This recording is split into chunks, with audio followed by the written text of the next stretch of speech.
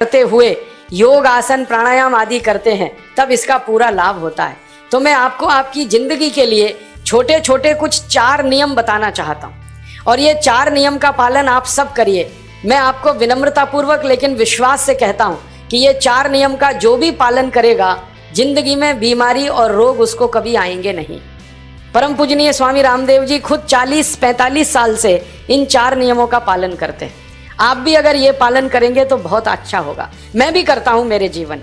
मैं पिछले 15 वर्षों से योग प्राणायाम करता हूँ, उसके साथ कुछ नियम मैंने बनाए हैं, वो नियम का पालन करता हूँ और वही नियम आपको बताना चाहता हूँ। स्वामी जी पालन करते हैं, मैं करता हूँ, हमारे लाखों योग शिक्षक करते हैं और इन नियमों का पालन करने से हमको इतना लाभ हुआ है कि कभी बीमारी आती नहीं।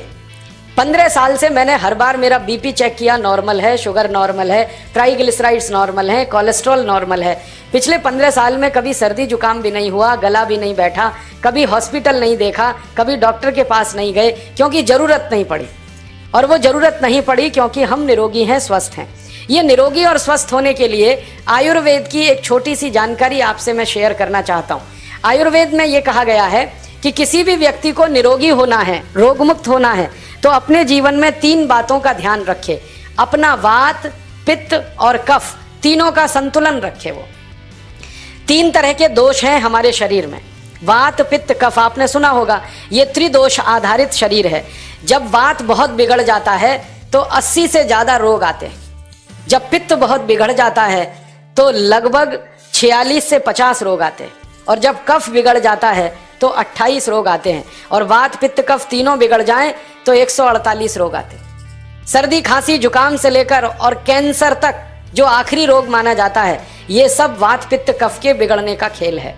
तो इस देश के आयुर्वेद चिकित्सा के सबसे महान लोगों में से कुछ नाम आप जानते हैं, जैसे चरक ऋषि, जैसे सुश्रुत ऋषि।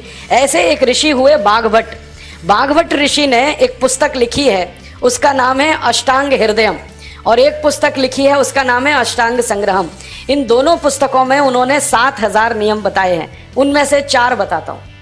अच्छे लगे तो आज से ही पालन करो और दूसरों को भी बताओ ताकि कोई भी इन नियमों का पालन करे तो बीमार ही ना पड़े। ये चारों नियम हैं वात, पित्त और कफ को संतुलित रखने के लिए। अब वात, पित्त, कफ तीनों एक साथ आपके संतुलित रहें तो उसके लिए पहला नियम है खाना खाने के तुरंत बाद पानी नहीं पीना। ये पहला नियम। आप बोलेंगे ये तो बड़ी मुश्किल बात है, खाना खाते ही पानी पीते हैं हम तो सबके सब, और बिना पानी पिए खाना ही नहीं खाते। कई लोग तो खाने से ज़्यादा पानी पीते हैं, खाना कम खाते हैं, पानी ज़्यादा पीते हैं। ये खाना खाने के बाद पानी कभी भी नहीं पीना, क्योंकि महर्षि बाघभट्ट कहते हैं भोजनांते विषम वारी, माने भोजन के अंत में पानी पियो तो जहर के पीने के जैसा है। इसलिए वो कहते हैं कभी भी खाने के तुरंत बाद पानी मत पियो। अब आप मुझे पूछोगे क्यों नहीं पिए, कारण बता दो। कारण मैं बताना चाहता हूँ सरल भाषा में। हम जब खाना खाते हैं ना तो पेट में सारा खाना इकट्ठा होता है। पेट में एक स्थान होता है, उसको हम कहते हैं जठर। संस्कृत में, हिंदी में जठर कहते हैं, अंग्रेजी में उसको एपिगैस्ट्रियम कहते हैं, हिंदी में कुछ लोग उसको आमाशय भी कहते हैं। ये जठर छोटा सा स्थान है। आपके पेट में नाभि है ना, उसके लेफ्ट साइड में बाईं तरफ छोटा सा स्थान है। सारा खाना आपका इसी स्थान पर आता है। जो भी आप खाते हो, रोटी, चावल, दाल, सब्जी, दूध, दही, कुछ भी खाओ, सब कुछ जठर में आता है। अब जठर में जैसे ही खाना इकट्ठा होता है तो उसमें आग जलती है और उस आग को कहते हैं जठर अग्नि, मिला के बोल देते हैं जठराग्नि। आप जैसे ही खाना खाते हो पेट में जठर में अग्नि जलती है, वो अग्नि खाने को पचाती है और अग्नि खाने को ऐसे ही पचाती है जैसे रसोई घर की अग्नि खाने को पकाती है। आपके रसोई घर में आप अग्नि जलाओ, उसके ऊपर दूध रख दो, दूध में थोड़ा चावल डाल दो, अग्नि जब तक जलती रहेगी खीर तब तक बनती रहेगी। आप घर में अग्नि जलाओ, उसके ऊपर पानी रख दो, उसमें दाल डाल दो, दाल की पकने की क्रिया तब तक चलेगी जब तक अग्नि जलेगी। ऐसे ही पेट में होता है। जैसे ही आपने खाना खाया पेट में अग्नि जलती है और जब तक अग्नि जलती है तो खाने के पचने की क्रिया चलती है। जैसे रसोई घर में खाना पकाते हैं वैसे ही पेट में भी खाना पकता है। इसी को हम पचने की क्रिया कहते हैं, अंग्रेजी में उसको डाइजेशन कह देते हैं। तो आपने खाना खाया, पेट में अग्नि जल गई, अब वो खाने को हजम करेगी, पचाएगी। अब मुझे एक प्रश्न का उत्तर दो आप, कि जैसे ही आपने खाना खाया, पेट में अग्नि जल गई और वो खाने को पचा रही है, तुरंत आपने गट गट गट गट पानी पी लिया और खूब ठंडा पानी पी लिया, बर्फ मिलाया हुआ पानी पी लिया, फ्रिज का पानी पी लिया। क्या होने वाला है? अग्नि जलेगी कि बुझेगी? अग्नि के ऊपर पानी डालो तो अग्नि और पानी की दोस्ती नहीं है, दुश्मनी है। पानी अग्नि को बुझा देता है। तो आपने खाना खाया, अग्नि जली, पीछे से गटगट पानी पी लिया, अब अग्नि शांत हो गई, अब खाना पचेगा नहीं, तो वो पेट में पड़ा पड़ा सड़ेगा और सड़ा हुआ खाना 100 से ज़्यादा विष पैदा करेगा और वो 100 विष आपकी जिंदगी को नरक बना देंगे और जिंदगी भर आप बीमार पड़े रहेंगे। आपको मालूम है, कई लोग कहते हैं मुझे पेट में बहुत गैस बनती है। ये गैस उन्हीं को बनती है जिनका खाना हजम नहीं होता। कोई लोग कहते हैं कि मुझे पेट में जलन होती है, ये जलन उन्हीं को होती है जिनका खाना पचता नहीं।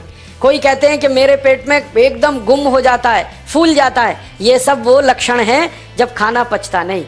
तो खाना पचेगा नहीं तो सड़ेगा, सड़ेगा तो विष पैदा करेगा और वो विष आपको बीमार करेंगे। इसलिए महर्षि बागभट्ट ने कहा, खाना खाते ही पानी मत पियो।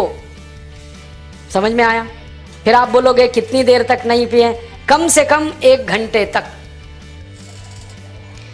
1 घंटे बाद पानी पियो। आप बोलोगे जी 1 घंटा क्यों? ये जो अग्नि जलने की क्रिया है ये लगभग 1 घंटे तक ही चलती है पेट में, उसके बाद अग्नि अपने आप शांत हो जाती है, उसके बाद पानी पी लो। तो खाना अगर 10 बजे खाया तो 11 बजे पानी पियो, 11 बजे खाया तो 12 बजे पियो, 12 बजे खाया तो 1 बजे पियो, 1 घंटे बाद पानी पियो। अब आपके मन में ये सवाल आ सकता है कि खाना खाने के पहले पी लें क्या? हाँ पी लो, 40 मिनट पहले पेट भर के पानी पी लो। 10 बजे खाना खाना है, 9:20 पे खूब पानी पी लो, जितना पी सकते हो। 11 बजे खाना खाना है, 10:20 पे पी लो, खूब पानी पी लो, 40 मिनट पहले। आप और एक सवाल पूछ सकते हो कि अच्छा ठीक है, खाने के बाद पानी तो नहीं पिएंगे, कुछ और पी सकते हैं क्या पानी को छोड़कर? तो उसके लिए बागभट्ट जी कहते हैं कि खाने के तुरंत बाद अगर पीना है तो दही की लस्सी पियो, मट्ठा।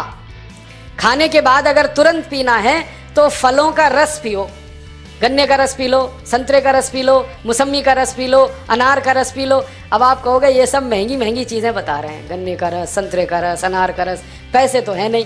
तो सबसे सस्ता रस है नींबू का ही रस पी लो, शिकंजी बना के पी लो, वो तो सबसे सस्ता है। तो खाना खाने के बाद या तो दही की लस्सी पियो या रस पियो। और एक तीसरी चीज़ है, दूध पी सकते हैं।